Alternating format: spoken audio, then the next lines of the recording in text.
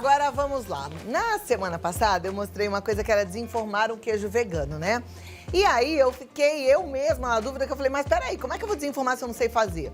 A gente vai aprender a fazer a manteiga com a Lili Aguiar, mas o queijo vegano a gente vai aprender agora com a queijeira Virgínia Cândida. Sabia que dá pra fazer queijo sem leite? É isso mesmo, presta atenção aqui.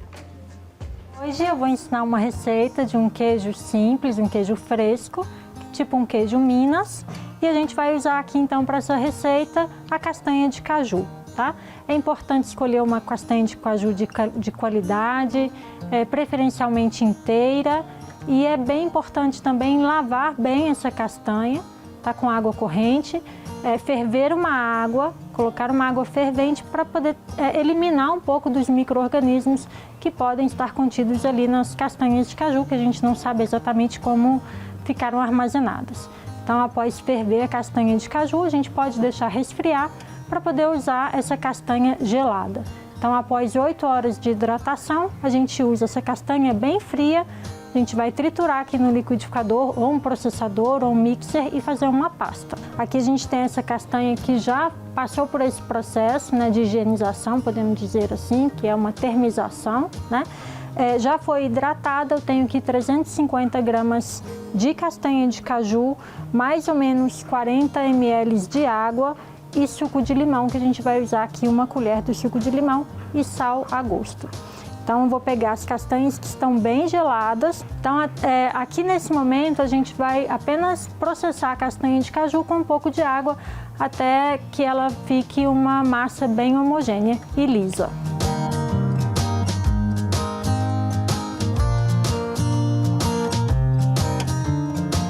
Então, aqui a gente está nesse ponto, né, do processamento da castanha com a água. Eu acrescentei também o limão, que pode ser acrescentado enquanto estiver triturando a castanha no liquidificador também.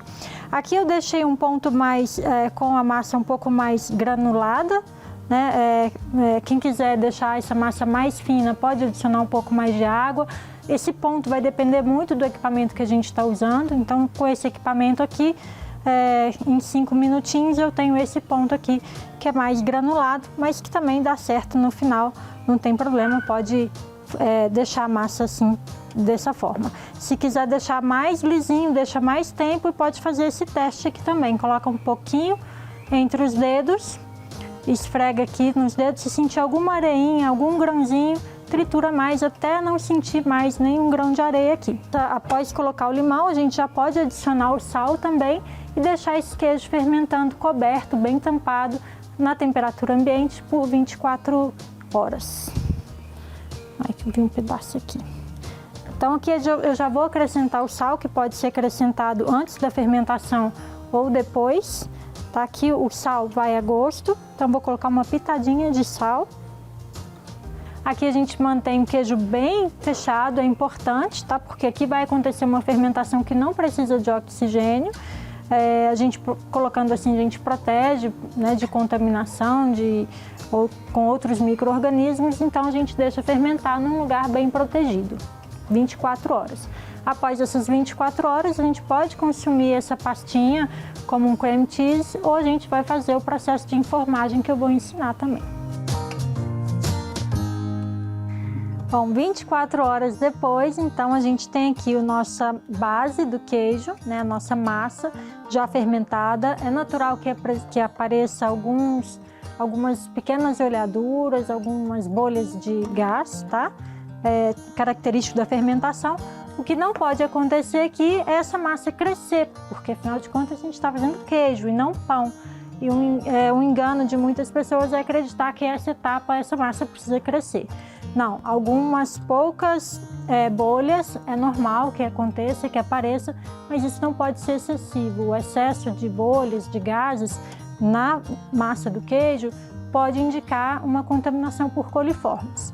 Então aqui a nossa massa está ok, né? Aconteceu aqui uma fermentação bem certinho, bem direitinho. Após as 24 horas a gente pode provar, se estiver azedinho, está no ponto, com um sabor que lembra um pouco o iogurte. Se quiser mais ácido, pode deixar fermentar por mais algumas horas. Não recomendo que deixe passar de 48 horas. Então aqui nesse ponto a gente vai usar um aro ou qualquer outra forminha que a gente conseguir improvisar com o que tem em casa mesmo. Uma base para apoiar esse aro. E aqui agora a gente vai fazer a modelagem do queijo, tá? Após essa modelagem, a gente coloca esse queijo por 24 horas na geladeira e só depois a gente desenforma. Então aqui é importante que a gente faça uma modelagem, começando das laterais do aro, para que esse queijo não fique com buraco aparente, né? Então aqui a gente vai preenchendo das laterais, para não deixar nenhum buraquinho no queijo. Porque se ficar buraquinho, com o tempo o queijo pode apresentar uma série de defeitos, como rachadura, por exemplo. Importante também deixar o queijo bem lisinho aqui na superfície e aproveitar toda a nossa massa. Aqui a gente acerta bem a superfície do queijo, limpa com papel toalha em volta e assim ele vai ficar na geladeira por 24 horas para firmar, para endurecer e a gente conseguir tirar do aro no dia seguinte. Então, após as 24 horas, a gente vai fazer a desenformagem do queijo.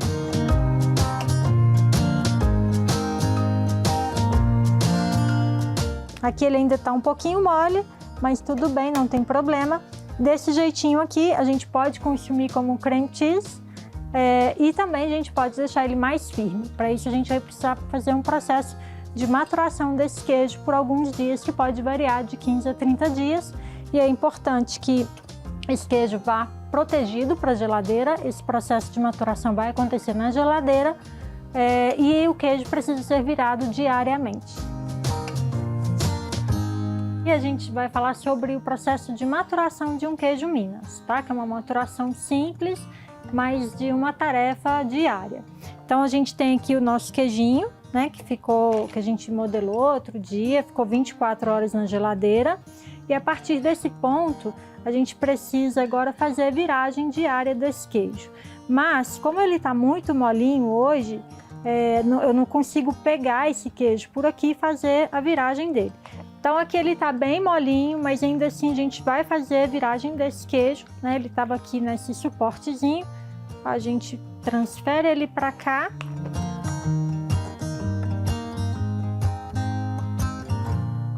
Então, uma vez que o queijo está aqui, agora ele precisa ir para a geladeira, né? Onde ele vai ficar. Um dia de geladeira já é suficiente para a gente manipular esse queijo, ele já fica bem mais durinho. Então aqui a gente tampa para ele ficar bem protegido. E aqui ele vai perdendo umidade lentamente lá na geladeira e a gente consegue fazer a viragem dele já manipulando esse queijo a partir do segundo ou terceiro dia de geladeira. Bom, aqui a gente já tem um queijo, né, maturado por 45 dias, é um queijo que a gente já consegue fazer um corte perfeito, né? Ainda é um queijo macio, um queijo fresco, mas que ao ser manipulado não suja a nossa mão, né? Ele está pronto, perfeito para ser consumido. Então, o ingrediente mais difícil para se fazer um queijo em casa é realmente a paciência. A gente precisa ter paciência e persistência e lembrar que queijo se faz todos os dias.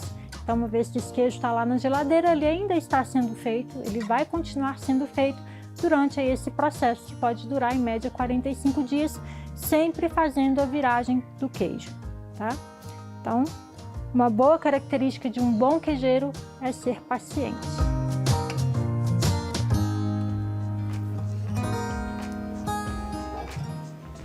Que joia, né?